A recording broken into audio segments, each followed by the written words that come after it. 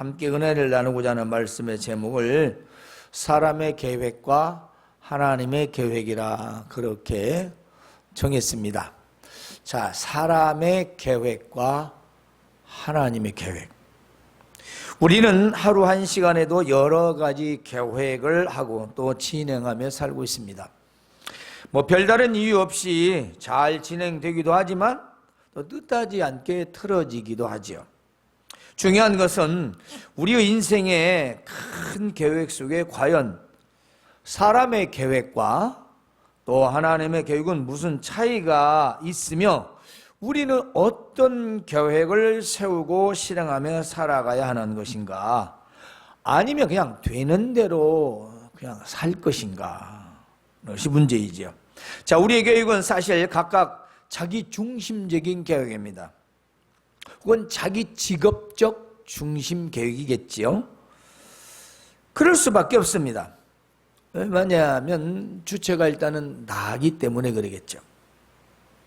하지만 하나님의 계획은 하나님의 뜻이고 또 하나님의 말씀을 통해 또 우리가 알 수도 있고, 왜냐하면 들을 수 있고 또 볼 수 있기 때문입니다. 자, 하나님은 자신의 그 계획과 의도를 말씀을 통해서 나타내셨습니다. 바로 성경이죠. 때문에 우리가 하나님의 말씀을 잘 들으면 하나님의 계획을 알 수 있다는 것입니다. 하나님의 계획은 사람의 계획이 하나님의 뜻에 맞지 않는다면 그 계획을 바꾸시거나 우리말로 틀어버리시거나 아니면 소멸시켜서 무용지물이 되게 하신다는 것입니다. 그러므로 우리가 삶에서 계획을 어떻게 세우고 사느냐는 것은 그래서 중요합니다. 그런데 사람들은 하나님의 계획에 별 관심이 없습니다. 자신의 세운 그 계획이 원하여서 이루어지기를 바라고 노력은 할지라도 그게 하나님의 계획과 부합이 되느냐, 아니면 하나님의 계획에 어긋나지 않느냐, 이런 데는 별 관심이 없다는 겁니다. 그리고 자신들의 계획을 열심히 세우고 다 잘 될 것이라 믿고 살아가고 있지 않습니까? 문제는 우리 믿는 자들입니다. 자, 우리 믿는 자들이 자신의 계획이 하나님의 계획에서 어긋나느냐 혹은 잘 맞느냐 생각을 하지 않는다는 겁니다. 물론 하시는 분들이 있겠지만 그리 많지 않다는 겁니다. 사람의 계획은 아무리 정확하게 철저히 세워도 실행될지는 미지수이지 않습니까? 그렇잖아요. 미지수죠. 알 수가 없는 겁니다. 하지만 하나님의 계획은 무엇이든지 그 어떤 것이든지 말씀하신 대로 다 이루신다는 것입니다. 또한 사람의 계획이 옳지 않고 하나님의 뜻이 아니면 하나님은 사람의 계획을 사람을 사용해서 쓸모없게 하십니다. 혹은 천재지변을 통해서 바로 재앙을 통해서 또 소멸해 버리십니다. 아무 쓸모가 없게 되는 거지요.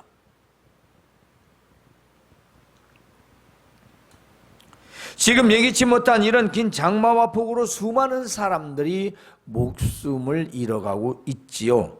안타까운 일입니다. 멀리 외국에서 살다가 친정어머니 펜션 사업을 도와주려고 왔는데 사고를 당해서 딸아이와 함께 오면 다 목숨을 잃었지 않습니까? 요리사로 열심히 살다가 돈을 모아서 고향에서 이제 노후를 보내려고 고향에 집을 짓고 행복하게 살다가 50대 부부가 또 70대 노부부가 산사태로 순간에 목숨을 잃어버렸습니다. 20대 후반의 소방관은 도로 유실을 확인하러 갔다가 자신이 선 그 자리가 뚝 떨어지면서 순간에 또 생명을 잃었습니다.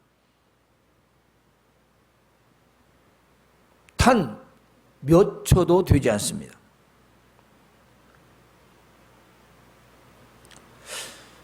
지난 8월 4일 뉴스에 레바논 베이루트 항구에서 질산암모니아 2750톤이 용접 과정에서 폭발했습니다. 이것은 히로시마의 원자폭탄 5분의 1 되는 그런 수준의 폭발이라고 합니다. 단 몇 초 만에 현재 150명 이상 죽었습니다. 5,000명이요 사상당하고 30만 명이 이재민이 났고요. 그 사진을 보면요, 위성사를 보면 마치 그림을 그렸다가 지우개로 지워버린 것 같아요. 도시가 어마어마합니다. 그런데 문제가 뭐냐면은 세관 직원이 6년 동안 그 질산암모늄을 좀 치워라, 해결하라. 6년 동안 경고를 보냈는데 그걸 방치를 했대요. 경고를 무시한 거죠. 무시한 거예요. 즉 경부의 그런 방치로 인해서 이런 대참사가 일어났다고 합니다. 자, 여러분 왜 그럴까요? 왜 이토록 우리가 예기치 못한 일들이 생길까요? 사람들은 자신의 생각과 계획을 괜찮다고 믿는 경향이 있습니다. 수많은 경고에도 의심 없이 살기 때문입니다. 우리는 우리의 계획이 무엇인지 돌아봐야 합니다. 하나님의 경고에 해당되는 것은 없는지, 경고받을 일은 아닌지, 그 계획이 내 인생에 정말 어떤 영향을 줄지 생각해 봐야 한다는 것입니다.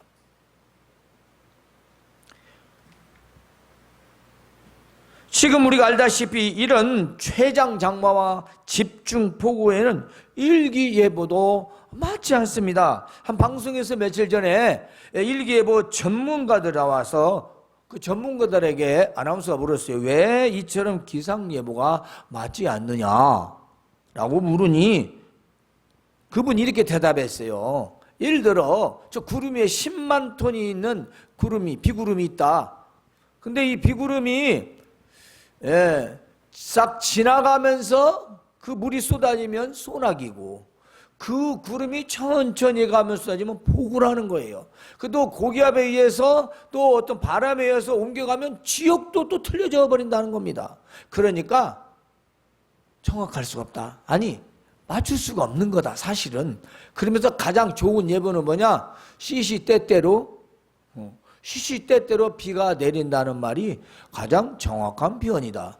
이게 전문 박사 교수가 나와서 한 얘기입니다. 저는 그 얘기에 비난할 생각 없어요. 왜냐하면 너무 당연한 얘기니까. 어떻게 맞춰요? 그렇죠? 여러분, 아무리 과학이 발달해도 순간순간 이동하고 옮겨지는 그 구름과 바람을 어떻게 예측하겠습니까? 기계가 움직인 것을 파악을 해도 어디로 갈 거라는 건 알 수가 없는 거 아니지 않습니까? 아무리 발달해도. 그럼 그 구름을 이동시키고 날씨의 변화를 이루게 하는 이 모든 과정들은 그냥 되는 건가요? 세상에서는 그냥이라겠죠? 그리고 기후시라고 했죠. 기후 탓이다. 또 온난화 현상이다. 여러 가지 기후 현상들로 말을 하겠지만 여러분, 그렇습니까? 정말 그런가요? 사람들은 하나님께서 이걸 주관하신다는 걸 모른다는 겁니다.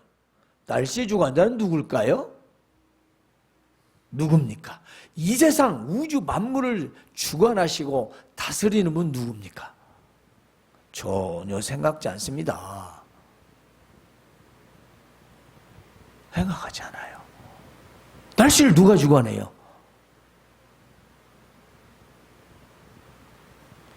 되어지는 일은 기계가 상상하고 맞출 수 있지만 실제적으로 앞으로 어떻게 될까 하는 걸 기계가 어떻게 맞춰요? 통계일 뿐이지요. 그렇습니다. 하나님께서는 하나님의 계획을 이루시기 위해 사람의 계획도 바꾸십니다. 또한 사람의 마음도 바꾸신다는 것을 우리는 잊지 말아야 합니다. 특히 하나님께서 선택한 사람들을 보호하시고 지키시기 위해서는 사람의 생각과 계획도, 그리고 사람들의 마음도 바꾸신다는 것입니다. 하나님께서는 천지지변을 통해서도 일을 하시고 사람들의 마음을 움직이심으로 하나님의 계획대로 하신다는 것입니다.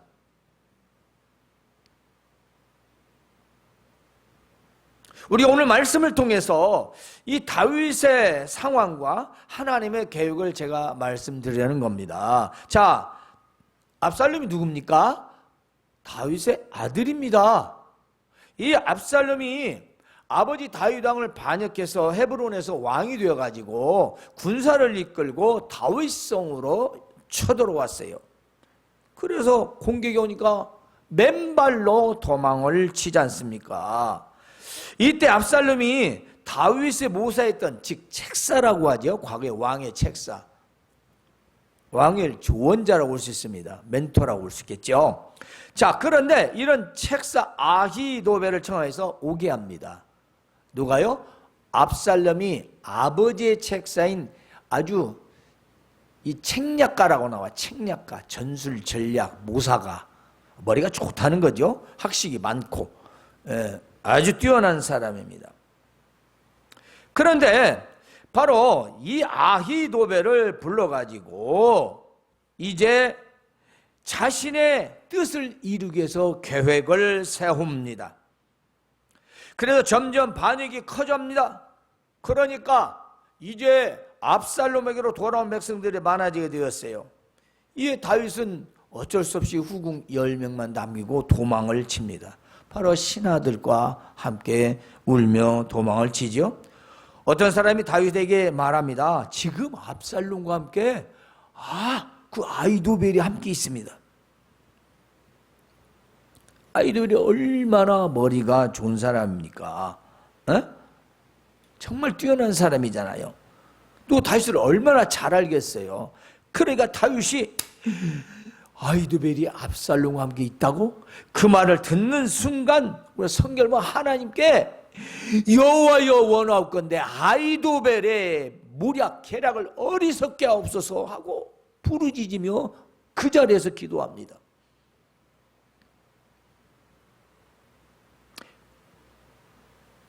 이렇게 하나님께 기도하고 하나님을 향하여 바라보고 있을 때 이때 아렉 사람 후세가 옷을 막 찢고 흙을 머리에 뿌리면서 원통하고 분통하며 다윗을 향해서 오고 있었어요.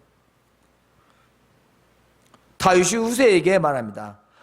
네가 나와 함께 가면 나한테 도움이 되기보다는 오히려 해로울 수가 있다. 그런데 네가 만일 그 압살롬이 있는 성읍으로 가서 압살롬에게 내가 이제는 아버지의 왕의 종이었는데 이제는 당신이 왕이지 않습니까? 내가 당신을 왕으로 섬기겠습니다 하면 받아줄 것이다. 그러니까 거기 가서 있다가 저 아히도벨이 무슨 계략을 꾸미는지 네가 좀 알려달라. 그래서 아히도벨의 그 계략이 쓰지 못하게 해야 된다. 그래서 후세를 그리 보냅니다. 그래서 다윗의 친구인 아렉 사람 후세가 그 성읍으로 들어가고 압살롬도 예루살렘으로 들어갔습니다. 그리고 압살롬이 아히도벨에게 묻습니다. 자, 아버지 다윗 왕을 어떻게 하겠냐? 너 무슨 좋은 계략 있느냐? 있다면 한번 우리한테 말하라. 그러니까 당시의 아히도벨의 계략은 이렇게 말했어요. 사람이 하나님께 물어서 받은 말씀과 같은 것이었다. 이게 뭐라고요? 그러니까 사람이 하나님께 물어서 받은 말씀, 이것은 정확하고 예언과 같았다는 겁니다. 그 정도로 계략이 아주 뛰어났다는 거예요.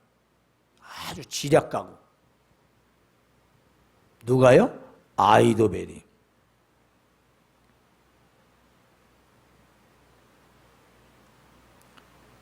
그래서 이 아히도벨의 모든 계략은 다윗이나 압살롬이나 다 그의 신의 말씀처럼 여겼다라는 거예요. 자, 아히도벨의 계략은 이러하다. 우리가 한번 계략을 봅시다. 자, 아히도벨의 계략은 뭡니까? 군사 12,000명을 선택하게 하라. 그러니까 뽑겠다는 겁니다. 그 12,000명을 탁 뽑아주면 오늘 밤에 당장 추적해가지고 어디 있는가 해서 탁 쳐들어가서 아주 무섭게 공격을 하겠다. 그러면은 주변의 사람들은 다 도망가고 다윗왕만 남을 거 아니냐. 그러면 다윗왕만 탁 쳐 죽이고 백성들은 다 데리고 오겠다. 그러면 나라가 평안할 것입니다. 굉장히 계획이 심플하고 좋죠. 또 이해가죠. 신속 정확해요. 멋지지 않습니까? 아주 뛰어난 용사 12,000명 모아서 게릴라 작전 해가지고 딱 사람들 다 많이 희생 안 시키고 딱 한 사람만 딱 죽이면 그러잖아요.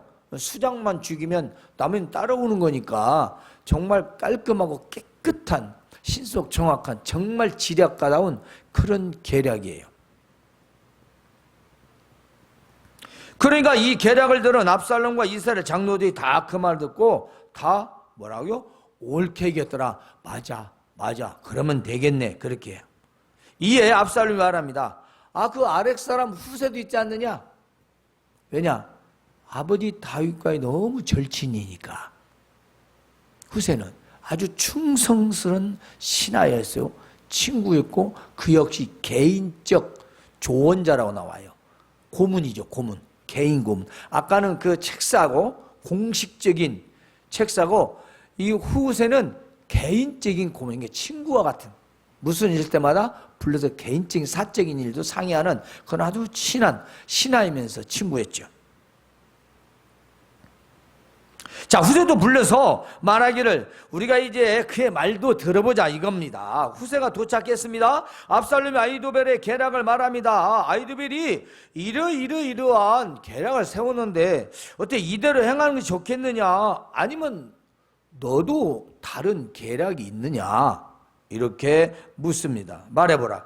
후세가 압살롬에게 말합니다. 이번에는 아히도벨의 계획 배품이 좋지 않습니다. 그러니까 아히도벨의 계략이 이번에는 그리 좋지 않은 것 같습니다. 왜냐하면 왕의 아버지와 추종자들은 다 용사입니다. 그들은 들에서 곰이 새끼를 빼앗긴 것 같이 아주 굉장히 격분해 있고 왕에 붙인 전쟁에 익숙한 사람입니다. 백성들과 함께 자지도 않을 것이고요. 어느 굴에나 정말 다른 곳에서 혼자 숨어 있을 것입니다.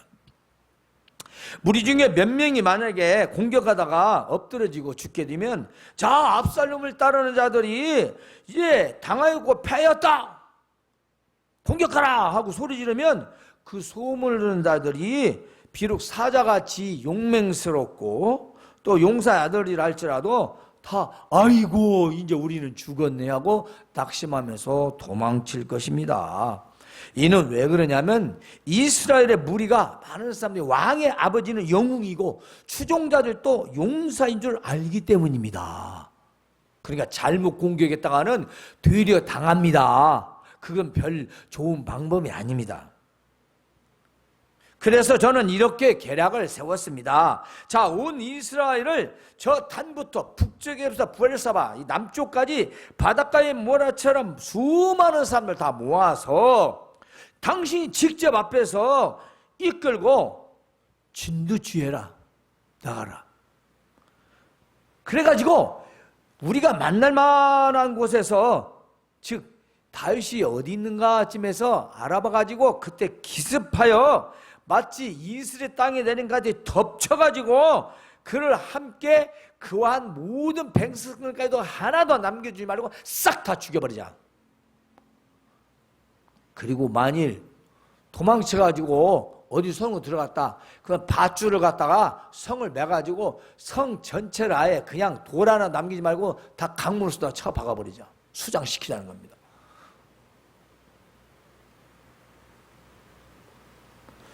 압살롬과 온 이스라엘 사람들이 말하기를 야, 아렉 사람 후세의 계략이 아히도벨의 계략보다 낫다.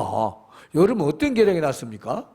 그지 말이 됩니까? 밧줄을 갖다가 성을 잡아당겨서 강물수다 집어넣을 수 있는 거예요?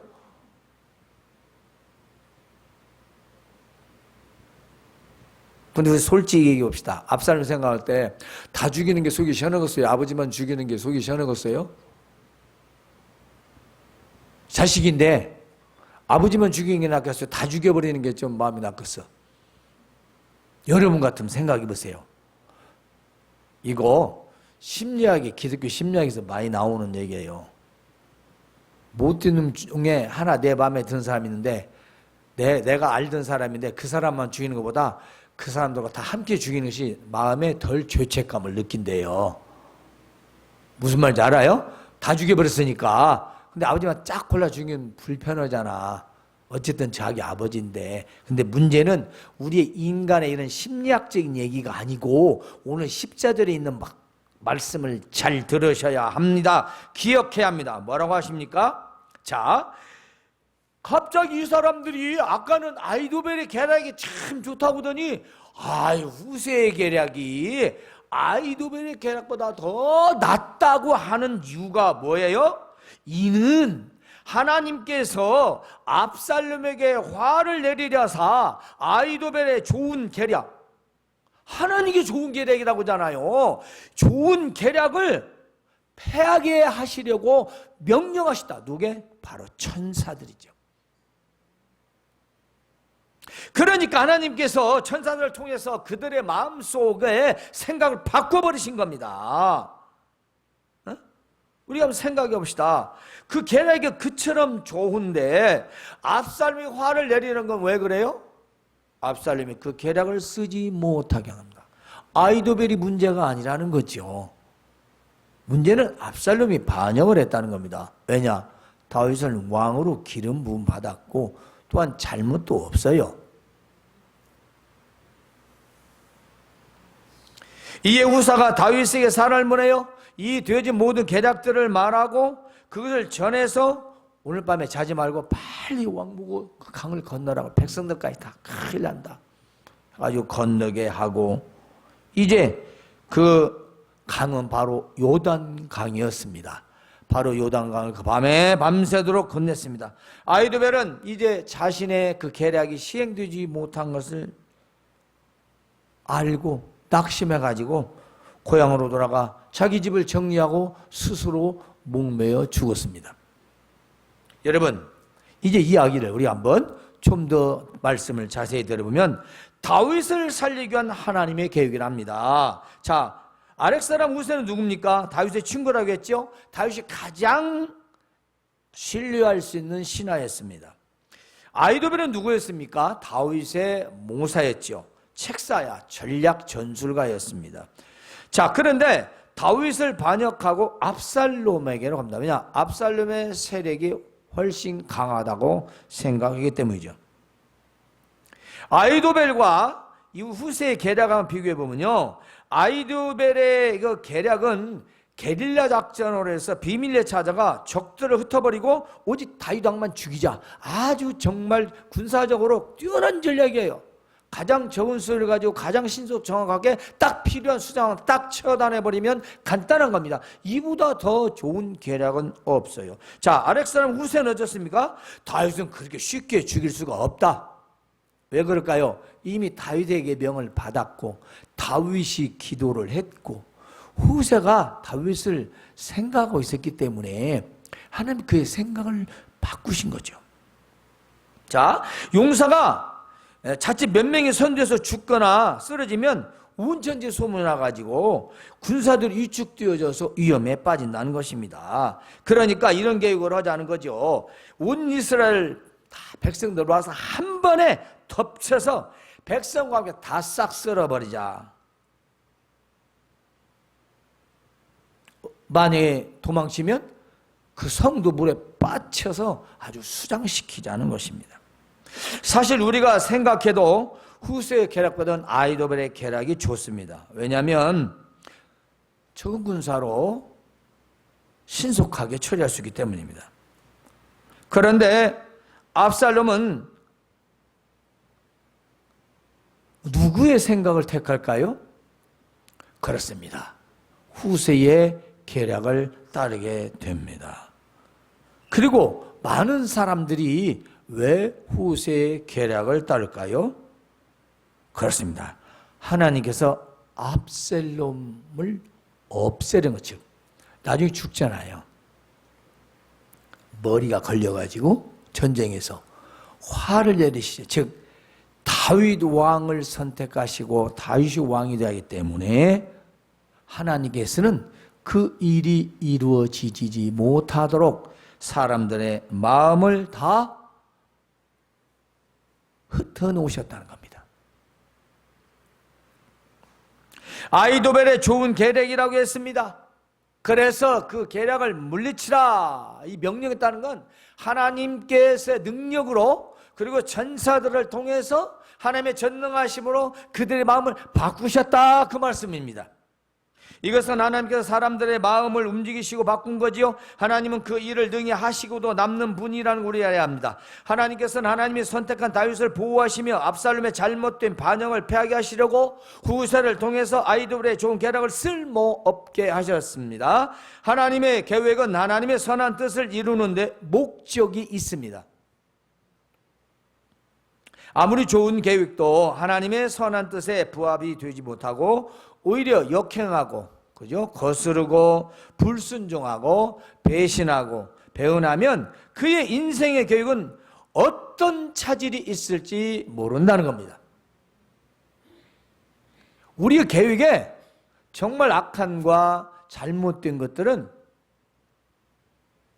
하나님 뜻에 반대가 되냐면 그것은 우리 계획에 어떻게 바꿔질지 모른다 그 말씀입니다. 우리가 한 가지 잊지 말아야 할 것은 다윗의 기도입니다. 자, 압살롬이 반역해서 궁을 버리고 도망치다가 그 아히도벨이 반역한 압살롬과 함께 있다는 걸 듣고 한 행동이 바로 부르짖어서 기도를 했다는 것입니다. 아히도벨의 계략이 쓸모없게 해달라고 이미 기도를 했죠. 다윗은 자신의 계획보다 언제나 하나님의 계획에 의한 삶을 살았습니다. 자, 하나님의 선한 뜻을 따르기에 그 안에 계획이 있었다는 거죠.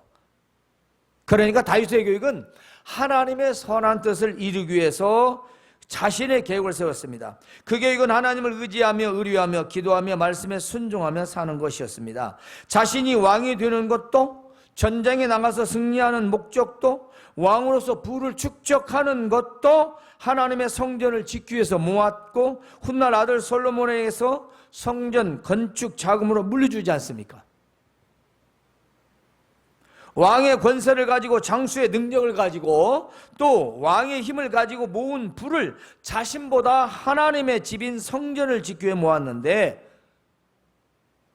그래서 하나님께 제가 하나님의 집을 짓겠습니다 하니까 네 충심은 알겠지만 너는 너무 피를 흘렸지 않냐, 그러니 됐다, 내가 네 마음은 받고 네 아들 솔로몬을 통해서 짓게 하라고 말씀하셨습니다. 그런데 다윗은 어긋대지 않고 네 알겠습니다 하고 순종했습니다.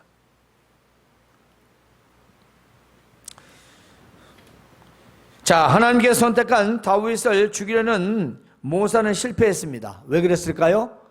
하나님의 사람이었기 때문입니다. 누가요? 다윗이 하나님의 사람이었습니다. 다윗은 하나님께 사랑받았고 또 다윗이 한 기도에 응답하셨습니다. 하나님은 아히도벨의 좋은 계략을 쓰지 못하게 하셨습니다. 결국 아히도벨은 자신의 계략이 시행되지 못한 걸 알고 스스로 죽음을 선택했지요. 무지몽매한 겁니다. 그러면 안 되는 거죠. 자, 후세와 아히도벨의 계획은요, 사람의 계획입니다. 우리가 이걸 오늘 잊지 마시기 바랍니다. 후세와 아히도벨의 계략, 그것은 사람의 계획입니다. 그러나 하나님의 계획은 하나님의 영광을 위하여 세우십니다. 따라서 하나님의 계획에 어긋나거나 거역하는 것이나 악한 것이나 하나님의 선택한 자를 해치는 계획이라면 하나님은 그 계획들을 패하게 하신다는 것입니다. 우리는 꼭 기억해야 합니다. 나의 주변의 사람을 통하여 계획이 이루어지기도 하고 내 주변에 의해서 내 계획이 무산된다는 것도 알아야 됩니다. 자, 하나님은 내 계획 속에 사람을 통해서 이루어지기도 하시고 사람을 통해서 내 계획에 패하게도 하신다는 겁니다. 때문에 우리는 우리의 모든 계획이 하나님 뜻 안에서 선한 계획이 되어야 된다는 것입니다. 그래야 완전하게 보호를 받고 그것이 성공적으로 실행이 될 수 있기 때문입니다. 하나님의 계획은 하나님의 선택한 자를 사람을 통해 돕는다는 것입니다. 꼭 기억하세요. 또 하나님의 선택된 자는 어떤 상황에도 도우신다는 것입니다. 아무리 경기가 좋고 안 좋고 아무리 주변이 어찌고 세상이 어쩌고 해도 반드시 하나님은 혼란과 난리와 그리고 재앙 가운데서도 하나님의 선택한 자는 보호하시고 지키신다는 것입니다. 따라서 그 어떤 경우라도 하나님의 계획대로 살아가시길 바랍니다. 하나님의 계획. 자, 하나님의 계획은요, 하나님 말씀에 잘 기록되어 있습니다. 그리고 하나님의 사람을 통하여 말씀하시고 명령하시고 때로는 경고를 하십니다. 설교. 하나님 말씀을 통해서 말씀도 하시고 명령도 하시고 경고도 하신다는 것입니다. 우리의 계획을 하나님의 계획 안에서 세우며 살라는 것이죠. 계획을 세우지 말라는 얘기가 아니라 우리 계획을 하나님의 뜻 안에서 세우라, 그 말씀입니다. 그것은 모든 예배를 통하여 말씀을 듣고 순종하며 기도하면서 살아가는 것을 말합니다. 하나님 말씀을 나의 생활에 적용하며 사는 것이죠. 그리고 뭐 거창한 계획이 아니지 않습니까? 이 하나님의 말씀이 옳은 것인가? 이렇게 하면 하나님께서 기뻐하실 것인가? 내가 이걸 이렇게 해서 하나님 기뻐하시도록 해야지. 이런 거잖아요. 여러분들이 얼마나 죽은 사람을 살리겠어요? 아니면 나라를 구하겠습니까? 그런 거 아니잖아요. 하나님을 의지해서 하라는 거잖아요. 철저하게 하나님의 영광을 위해서. 그렇습니다. 우리 사람의 계획은 살아계신 하나님 계획 안에 있다는 것을 잊지 마십시오. 따라서 하나님 계획 안에서 나의 계획을 세우고 실천하며 살아가시길 주님의 이름으로 권면을 드립니다.